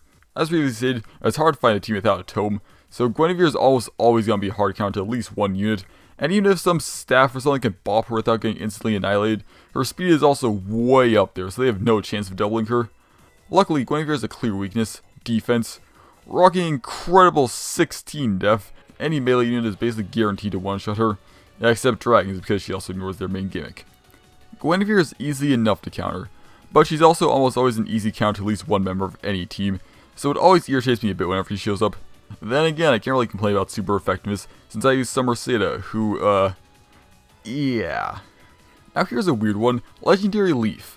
I want the guy, and he seems super fun to use, but I find him pretty annoying to fight for one stupid reason. Animations. So, legendary heroes all have special animations when they defeat a foe. This probably makes them legendary. These range from being incredibly lame to fantastic references to annoyingly over the top. Leaf happens to fall into this third category. His animation is him getting up on a horse and doing some crazy slow-mo shot like he's about to win the Olympics or something. And something about it just really gets under my skin. Just seeing him right into my healer who's at like 3 health and pull out the slow-mo like he's about to hit the greatest shot in the world really irritates me. Is this a stupid reason to hate a character? Yes. But I don't care. Getting back into logical hatred, again into the characters I really don't like, Altina is the first unit who makes me want to snap my phone in two whenever I fight her. She has a really solid stat line, save speed, but she doesn't need speed since her weapon attacks twice. It's not uncommon for me to simply not have a good way to take out Altina. Her def and res are high enough that it's hard to one-shot her. If you don't one-shot her, she'll hit you with the twin blades and you'll be dead before you know what happened. You can't let her approach you, since her attack is high enough that even without her special, she can easily one-round any member of your team. You can't outrange her, because of course she has distant counter built into her weapon. You can't hit her with a bow because she nullifies flyer effectiveness, and you can't sap her health in other ways because of course she has Vantage, so it'll be impossible for anyone else to finish her off. Oh, and of course, she's a legendary with a stupidly over-the-top animation just to rub salt in the wound when I fail to kill her. She's not absolutely impossible to counter, though. I guess if you have someone with obscenely high defense, they can tank her and then maybe double her since her speed is so low. Or you could have someone with wind sweep just take care of her pretty easily. But in any other situation, I avoid her at all costs. But hey, you know who doesn't have low speed? The Lord of the Underground, Yuri. Yuri falls into a similar category of Leaf, that being units I want because they seem really cool to use. Yeah, except I actually have him. But aren't that fun to fight. And unlike Leaf, Yuri is hell to fight. His whole thing is mobility, and boy does he have too much of it. He gets to move in extra space, giving him equal movement to Cavalier, minus negative terrain. And he gets this funny move called Foul Play, which lets him switch spots with an ally 3 spaces away. And then he gets to use Canto 2 for an additional couple of spaces. You remember all the way back at the beginning of the video, when I said there was a reason units in this game don't move as far as they do in mainline Fire Emblem games. Yuri is why. I've dubbed Yuri the Fly in this game, because much like a fly, he zips around everywhere, is impossible to hit, and even if you do whack him with something, he'll survive it and blast you out of existence. Yeah, Yuri also packs a whopping 42 speed and an instant special, so you can just waltz on up to someone with his crazy movement and delete them with a single blow. And even if you do manage to track him down and land a hit, you probably won't double him, and if he survives with even 1 HP, he'll zip away from there faster than he can blink. All these things make Yuri crazy annoying to fight, but make him seem really fun to play. I have a Yuri, and a team I intend to use him in, and boy am I looking forward to that. But that doesn't change the fact that he's really frustrating to fight. These stupid fairies. I hate them. All of them are just conceptually overpowered, and are overpowered in practice too. Dance is a very, very powerful move. Giving your strongest unit a whole nother action is fantastic in any situation imaginable, so the absolute last thing Dance needs is to be more powerful. The fairies all have some variant of Dance that inflicts additional buffs and or debuffs on nearby teammates and enemies, and they're all interchangeable and annoying. Dance is already enough of a hassle to deal with, since they're always the highest priority targets, but will always be behind the rest of the team, making the bulkier units effectively twice as good. And dances that also happen to give some stupidly good effects to people near the subject of the dance are just the worst. Azure can also fall into a similar category, since Great Waves gives the target +1 movement based on their movement type, but I've always found it slightly less annoying than the Fairies of Death. Very slightly. Hey, it's been like 3 whole characters since the last cavalry unit. How about we turn to that with Regine? Regine is very close to my least favorite unit in the game, because she does nearly everything that irks me. Her unique special charges instantly, and calculates damage using lower def res. So if you got someone with high defense designed to tank stuff but milling res, tough stuff. And her special is just a weird version of Owain's, it's not even unique. Anyways, she zooms on over, knocks one unit out with her stupidly irritating animation, and then retreats like a coward. Well, let's say you managed to survive that and catch up to her. Good job, you're not even close to finishing off this idiot. She has a lot of speed, so it's hard to double her, but not impossible. But, along with her high speed and respectable bulk, the something Regine has that no one else on this list has had so far that makes her just hell to fight. Let's talk about damage reduction. I mentioned it briefly in the game mechanics, talking about how the game doesn't illustrate it all too well. But what I didn't mention there was how annoying it is.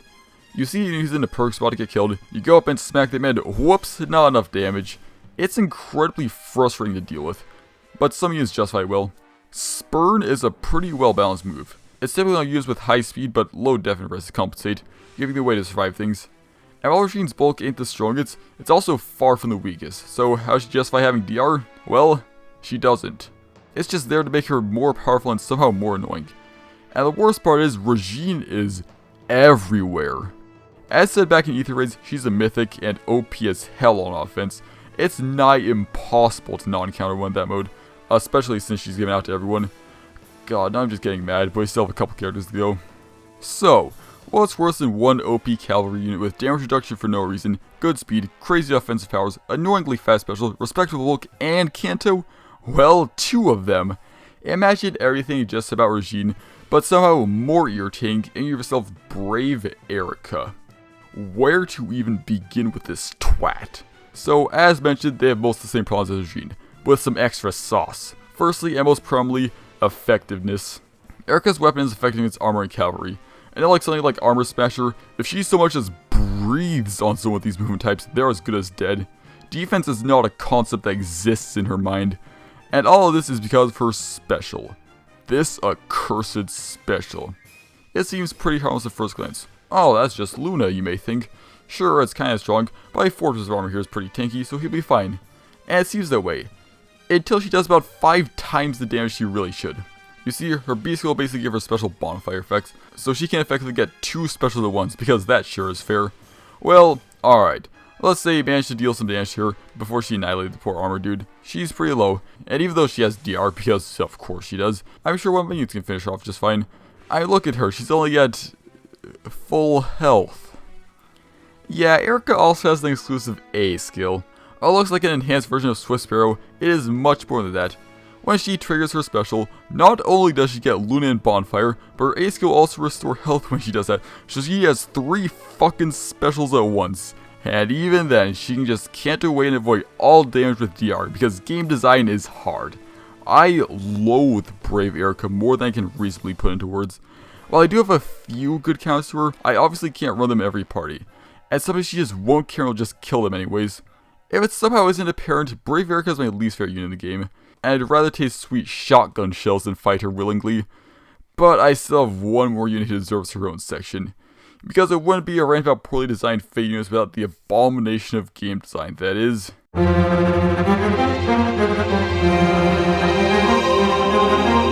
Hegemon Husk Edelgard, or Fel Adel for short, is widely regarded as the most overpowered unit in the game, and she entirely justifies those claims.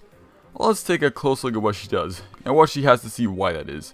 Firstly, her stats are off the charts, having some of the highest attack, def, and res with nice HP but no speed. She is an armored colorless beast unit, meaning she doesn't suffer weapon triangle disadvantage most of the time, and gets all the benefits mentioned earlier about being a beast, but can only move 1 space. So already, Fail's looking like a pretty solid unit, but I haven't even gotten into her skills. Starting simple, she can move an extra space if she isn't adjacent to any allies at the start of her turn. She already shouldn't be since she's a beast and all, so that's essentially just 1 negative gone. She also has attack def ideal 4, so if she has a buff, which will be always, she'll get an additional +7 or possibly +9 to both those stats, which are already ridiculously high. And then we get to the downright stupid stuff. Her B skill is an exclusive skill called Armor Wall that does 3 things. Firstly, it'll slow your unit's special cooldown and give her 2 cooldown at once, which, spoilers, is already accelerated. So she gets it after 1 attack from either side. Then she has 40% DR from the first hit, so even if you do manage to pierce through all that def and res, you still don't do much damage because you have this fun feature to deal with. Finally, her B skill restores 7 HP to her after combat. So if you manage to somehow pierce through the defensive stats and DR, she heals some of it back. This stacks with the Mystic Boost Sacred Seal, so she can heal back over a quarter of her health by just standing there. But that's not even the worst of it. Let's look at her weapon, Twin Crest Power. As mentioned earlier, it'll accelerate her special trigger, but also has the effects of Wary Fire, preventing both sides from doubling. So at load speed she has actually not a problem at all. Cool, huh? It also inflicts attack and def -6 on your unit, so the gap she creates gets even bigger. And then there's the worst stat of all. If unit initiates combat while transformed, grants another action to unit after combat. So if one of your units happens to survive an encounter with this horde thing, and not get instantly wiped by her bonfire, she just gets to go again. Not to mention, if she doesn't have bonfire, it's more than likely she has Gale Force instead. And Jolly interaction is just enough for her to charge it and take a third turn. Now this is way too much for one unit to do. Fatal is the ultimate jack of all trades, because she just wins any situation she's in. Now she does have counters. Ruptured Sky, Wind Sweep, and Gay Crom are all good ways of dealing with her. But the problem is you need one of these to fight Fatal. You legitimately have to have a Fatal counter in your team for any chance of doing well in AR or high level arena. Her kit is just too much of a problem for over 90% of the roster to deal with. So if you don't have a good counter to her when facing her, you may as well just surrender then and there. But the thing that ticks me off about Fatal is that everyone knows she's OP. Everywhere you look, she's there. Aether Raid defense, arena, summoner duels, Pawns of Loki, no matter where you go, Fatal will be there. She's the natural pick for tier pickers because there's nobody close to as OP as she is in the game. Seriously, if you want to play a fun game sometime, go to your current standing in some event, it doesn't matter which one, and just count the number of Fatals hovering around there. I always hate the meta, and this game Fatal is the meta. Fallen Edelgard may not be my least favorite unit in the game to fight, but she's a bigger issue than that. I hate what she's doing to the game, and something needs to happen with her. IS does a pretty good job buffing older units, but I don't think they ever nerf anybody. However, given what Fallen Edelgard is doing to the game, I think it's time to take a step back and realize that something needs to be done about her. Anyways, that's enough negativity. I've rambled for a while about my least favorite units, so it's time to flip things over and talk about my favorites. Be it great kits, fun gimmicks, or stupid memes, these are the units who I can always count when I want to have a bit of fun in this game. Starting out with an unsurprising one, my favorite character ever also happens to be one of my favorite units in the game. Constance works pretty similarly to how she does in Three Houses, with absolutely crazy attacking speed but practically no defense. Luckily, she doesn't really need defense. She has so much power in her attack that nearly everything ends up getting one-shot by her, and if the enemy manages to survive one blast from her, she has enough speed to always double everything, and can't to escape from the range of bows, or, alternatively, giving her wind sweep effectively prevents anyone important from countering her, but still allows her to double things, since Agnia's arrow has null follow-up built in. Constance is a perfect glass cannon unit, dealing massive damage but also dying instantly to any defense thing. Even if she wasn't my favorite character, I'd probably still find myself using her, just because of how fun her kit is. On the subject of glass cannons, Charlotte looks like she would be one, but she's actually incredibly tanky. She has some insanely high speed and attack, but non-existent def or res. However, her B skill is what makes her work. Frenzy is basically a variant of Spurn, reducing damage based on the difference between speed of two units. And since her speed is so high, she has like just over half damage from all attacks, so she can actually survive much longer than you think she would with an outfit like that. And on the offense, Charlotte is a force to be reckoned with. She has some of the highest attack and speed in the game, so she'll always double for a ton of damage. But more importantly, she'll always have her special. With an accelerated cooldown and times pulse, Charlotte gets her special turn 1, and then always gets back after a single attack. And with her special, it's insanely hard for any foe to withstand even a single blow from her, much less two. With incredible offense and strangely great defense, Charlotte is a unit who can dominate any side much better than you think she would. Since we just talked about a pure offense unit, and a unit who excels at both turns, it only makes sense to talk about a pure defense unit, huh? Pirate Sir was the very first 5-star I got who wasn't a CYL pick, and has been a staple of my teams ever since. Damage is simply not a concept he knows. The guy's got absolutely ridiculous defense and res, letting him tank any attack, even armor effective ones, no problem. And he's got an accelerated cooldown trigger, guaranteed follow-ups, and stall built into his weapon. Oh yeah, he's also got some DR and a Sacred Seal that heals him, so it's basically impossible to kill him. Yeah, you remember like all that time ago when I said I had a personal bias towards Surtur even though he was a terrible villain? This guy is why I do. Now, some of you may say he's overpowered for these reasons, and some of you may call me hypocrite, since those were a lot of things I hate about some characters, and both those statements are absolutely correct. But hey, as long as people run Brave Erica, I'll keep running Funny Pirate Man. Oh yeah, also Brave Erica is a perfect counter to him, which may be part of the reason I hate her so much. While units who are busted out of their minds are fun and all, Meme builds are also a treat. I've got a couple of these guys I want to go over. Firstly, my highest level unit. This guy is a menace in his home game, and his power clearly carries over here. With skills and stats that would set any sensible person running for the hills, here's my level 40 plus 8 1-star doll. Yeah, after doing the Grand Hero Battle for doll, I thought it'd be fun to try to get a plus 10 merchant on one of the weakest units in the game, and it is. I've barely changed his skills at all, because it is really hard to do so. The guy gets a whopping 2 SP after every kill, making it take ages to get him anything, so if I ever do get around to building him, he'll probably keep knockback. His stats are also absolutely horrendous, so even getting a kill with him can be a real hassle. Donald's obviously not good, but boy is he dang tootin' funny. So Merrick is the Wind Mage. That is all you need to know about him, and that is all I took into account when building him. I said that I would ignore all reason and logic and make him the windiest Wind Mage to ever wind, and the final result is this disaster of a build. Yes, they actually wasted a wind sweep on this. So Merrick here is, you know, I don't actually know how to play him. I guess he's supposed to have more HP than his opponent to outspeed them, but, it doesn't really work. Yeah, Merrick's not good in any way, shape, or form, but he's pretty funny, I gotta admit. I really wasted a wind sweep on this. So, those are the only two really stupid characters I've actually built. But I've got some other great ideas for some. Triple Fury Bars, Double Adept plus Landsprig Arthur, and probably some other axe user. But for now, I gotta talk about a special character who feels like a stupid meme even when built, and is so much fun to use for it. Arden is strong and tough and a hell of a lot of fun. The guy has the weirdest stat spread, with a colossal 60 HP, solid attack and defense, but non-existent speed or res. So if he's up against any mage, dragon, or even staff, he's as good as dead.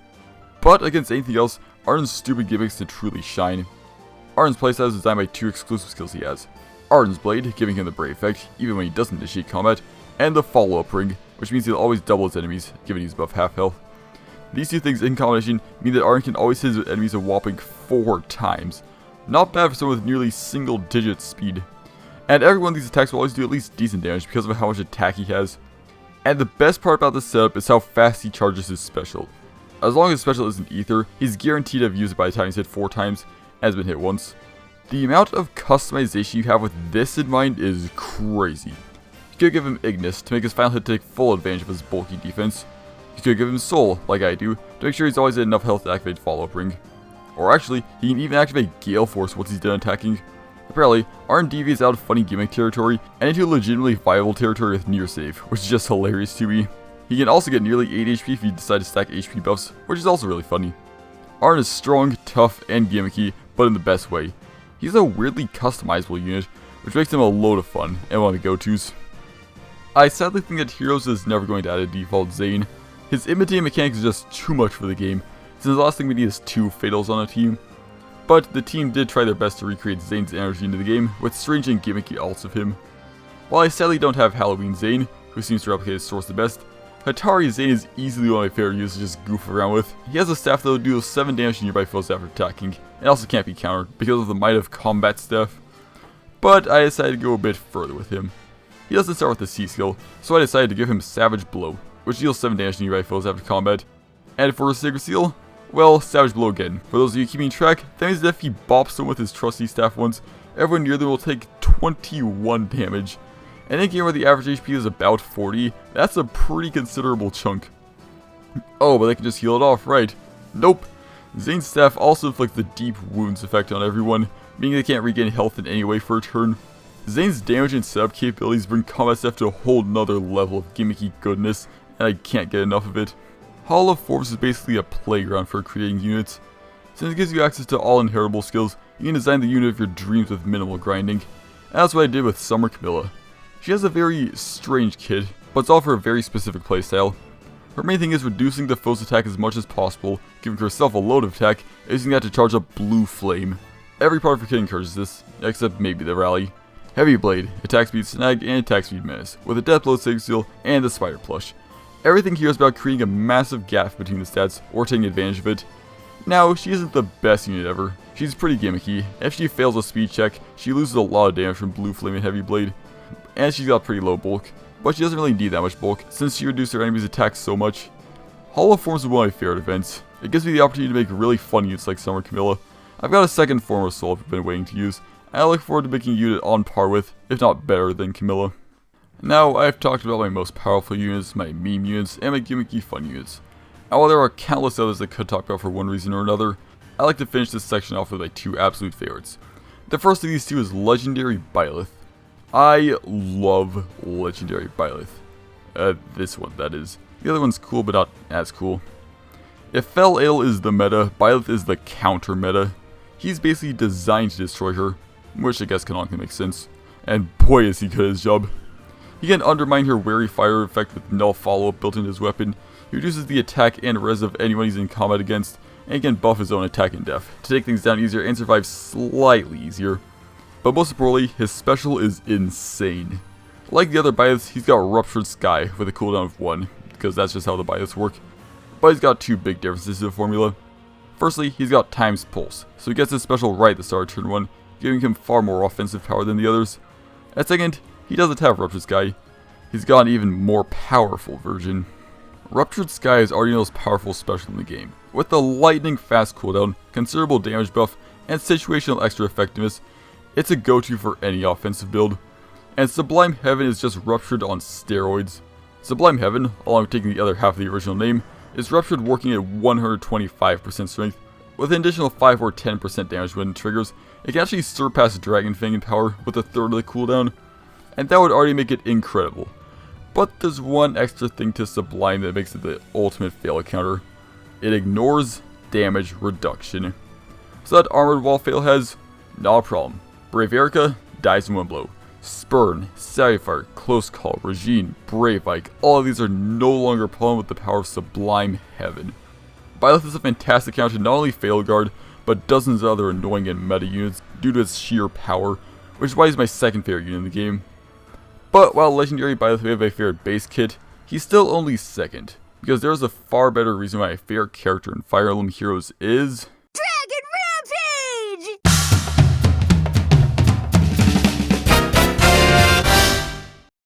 At a glance, Noe doesn't seem like she's all too great. And that's because she's not. Her weapon is pretty good, but all other parts of her kit are on the weak side, with a decent rally, horrible A skill, and pretty whatever C skill. But when I first got her, I knew I wanted to use her, since she's one of my favorite characters in the whole series. So, I built her. I used various skills from various people to turn Noe into something great, and boy is she great. My original Noe was an all-around powerhouse of stats, getting a large boost in attack and def when near allies, and a large boost to everything, with some cost to her health. She could survive any attack pretty easily, as long as it wasn't dragon effective.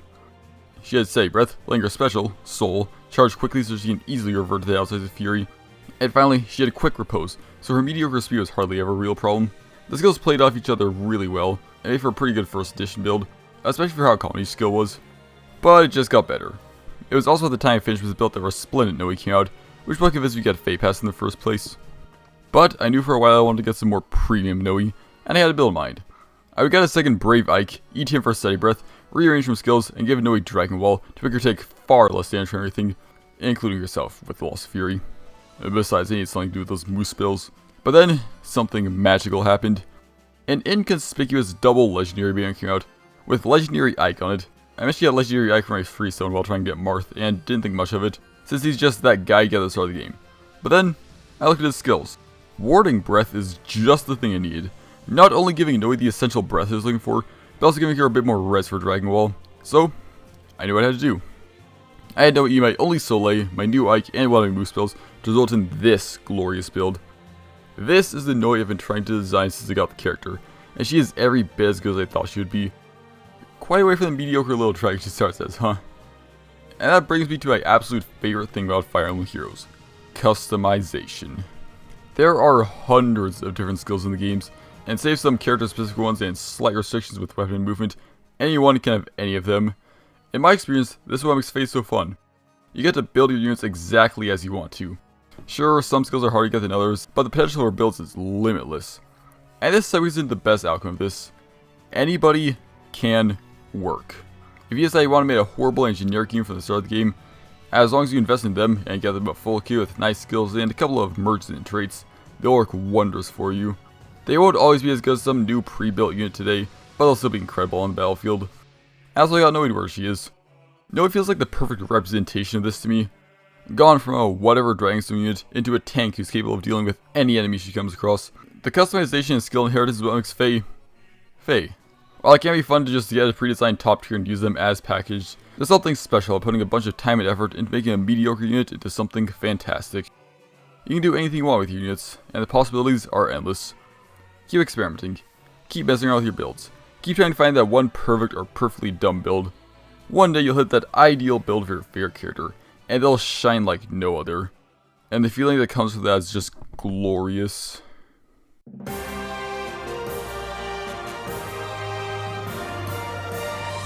I'd be lying if I said I wasn't concerned for the future of Fire Emblem Heroes.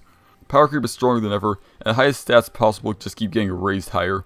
However, I seems to be doing a decent job of controlling it, and buffing older units to keep them from falling out of viability. There are still plenty of great units from across the entire series who have yet to be added, and I greatly anticipate their banners. But the future of the game isn't the only thing I want to talk about in this section. This video has taken forever to make, and it's gonna change things up a bit. From now on, I'm gonna try uploading some shorter things more often. Sometimes about Faye, sometimes about other things. I try not to go ages without uploading things, and this should help with that. And besides, I'm going to need a lot of gap fillers in the downtime for my next full-scale video, because it is going to increase the scale to levels unseen on this channel, and I'm greatly looking forward to working on it. But hey, that's later. In the now, tell me what you thought of the video. I actually do want to hear what you thought of it, since I'm always looking to improve, so feedback is super helpful. And if you want to be extra helpful, you could consider subscribing. It's free, unless you don't want to finally upload again. Anyways, I've rambled on for long enough, so I'll leave you with your time. I've got a big video to work on, some smaller videos to work on, and a lot of Fire Emblem to play. So, I'll make some videos on that. But until then, I will see you all next time. Thanks for watching.